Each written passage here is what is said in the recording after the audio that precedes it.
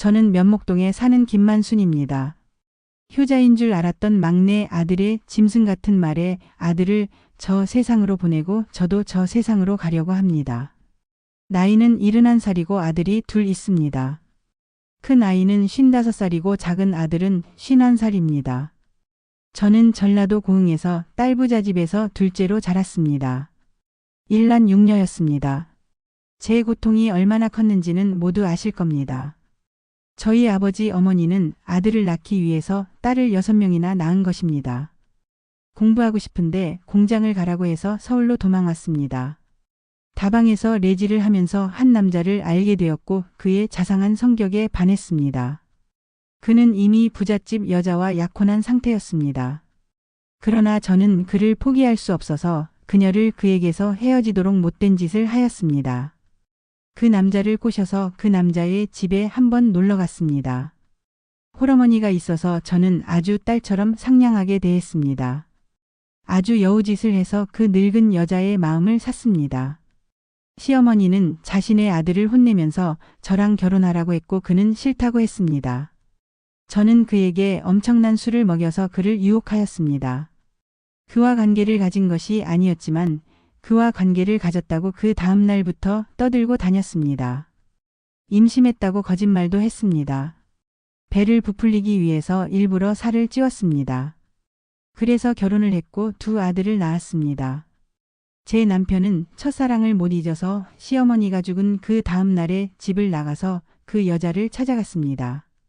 저는 버림받은 여자가 되어서 악착같이 돈을 모았습니다. 큰 아들은 망난이라서 지 마음대로 행동했고 작은 아들은 저에게 살갑게 대해서 둘째 아들에게 모든 재산을 물려주려고 밤새도록 술장사를 하고 사채놀이를 해서 돈을 모았습니다. 50억까지 모았습니다. 제 말을 너무 잘 듣는 둘째 아들만 보면서 살아가려고 했습니다. 어느 날 둘째 아들이 전화가 와서 반갑게 전화를 받았습니다.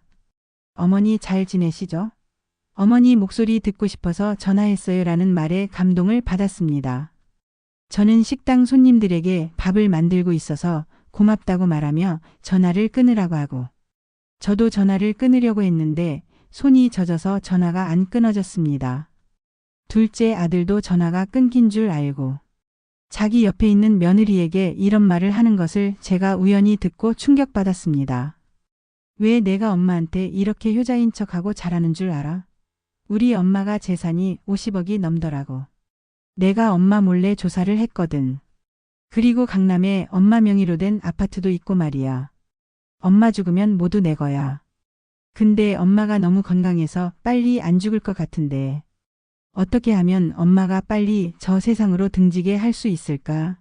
이번 휴가 때 엄마 고향에 물놀이 가자고 하고서는 배틀 빌려서 섬에 가는 척하면서 엄마를 바다에 넣어버려야겠어. 라고 말하며 크게 웃는 것이었습니다. 저는 너무 충격받았지만 아무 말도 하지 않았습니다. 2달이 지나서 휴가철이 되었는데 저더러 배 타고 물놀이 가자고 하는 것이었습니다. 저는 모른 척하고 아들을 따라서 배를 타고 갔었습니다. 그리고 계획대로 아들은 저에게 밖에 나와서 고래를 보라면서 저를 선창가로 부르더군요. 그리고는 저를 힘껏 밀어서 저는 바다에 떨어지고 말았습니다.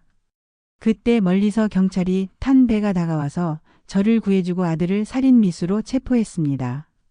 제가 경찰에게 미리 말을 했지요. 저는 배를 타고 가면서 아들에게 험한 꼴을 당할 수 있다고 말을 하니까 안 믿더라고요. 그래서 내가 바다에 떨어지면 경찰이 믿겠다고 해서 경찰을 잠복 수사시켰던 겁니다. 이제는 발을 뻗고 잘 수 있을 듯 합니다.